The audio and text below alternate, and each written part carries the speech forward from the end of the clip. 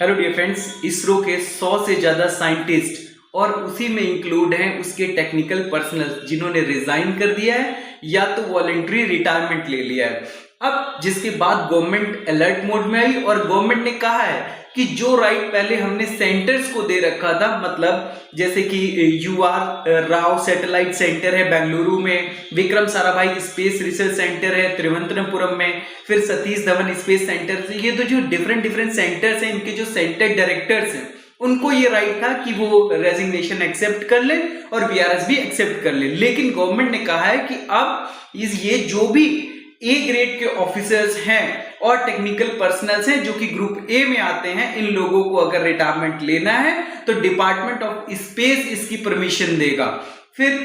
ये सिर्फ इनका रेजिग्नेशन नहीं, आपको लग रहा होगा कि थाउजेंड्स ऑफ साइंटिस्ट काम करते हैं इसरो में, अगर 100 चले भी गए तो क्या हो गया। ये सिर्फ क्वांटिटी की बात नहीं, ये क्वालिटी की बात है, क्योंकि ये वो साइंटिस्ट हैं जो कि ईयर्स ऑफ लगभग 20 साल 25 साल से इसरो में काम कर रहे थे और इसके बाद ये रिजाइन कर दे रहे हैं या VRS ले रहे हैं।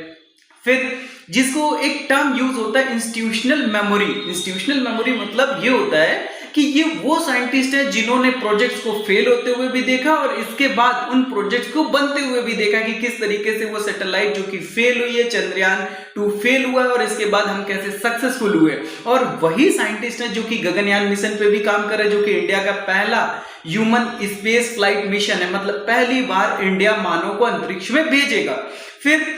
बहुत सारी चीजें, अगर हम इसके पीछे का सबसे बड़ा रीजन देखें कि क्या कारण है जो इतनी जल्दी से सब रिजाइन कर रहे हैं, VRS ले रहे हैं, तो इसका सबसे बड़ा कारण है कि प्राइवेट सेक्टर्स में जो स्पेस से रिलेटेड कंपनी आ रही है, चाहे वो स्काई रूट स्पेस हो, चाहे वो अग्निकुल कॉस्मोस हो और ये पिक्सेल हो, ध्रुव हो, ये इस तरीके की कंपनियां एक अच्छा पैकेज दे रही हैं साइंटिस्ट को और जो भी वहां पर काम कर रहे हैं, जिसकी वजह से एक कंपटीशन है और पर्क्स तो देती है गवर्नमेंट, लेकिन जो सैलरी हाइक है वो इन प्राइवेट कंपनीज में बहुत ज्यादा है। तो अब आपके मन में आता होगा कि फिर इसका सोल्यूशन क्या है। इसका सोल्यूशन एक है कि हम जो कंपनसेशन है उसको बढ़ा दें, फिर दूसरी बड़ी बात कि जो प्रमोशन पॉलिसी उसको थोड़ा फास्ट करें, और तीसरा कि जो ऑटोनॉमी है, मतलब जो प्रोसेस हमारा स्लो है गवर्नमेंट डिपार्टमेंट्स का, उसको थोड़ा फास्ट करें, जिससे साइंटिस्ट के मन में, जो टेक्निकल पर्सनल्स हैं उनके मन में ये रहेगा कि अगर हम यहां पे भी चाहें तो आउट ऑफ द बॉक्स जा करके मेहनत करके काम कर सकते हैं और एक नई इनोवेशन के साथ कंट्री को खड़ा कर सकते हैं।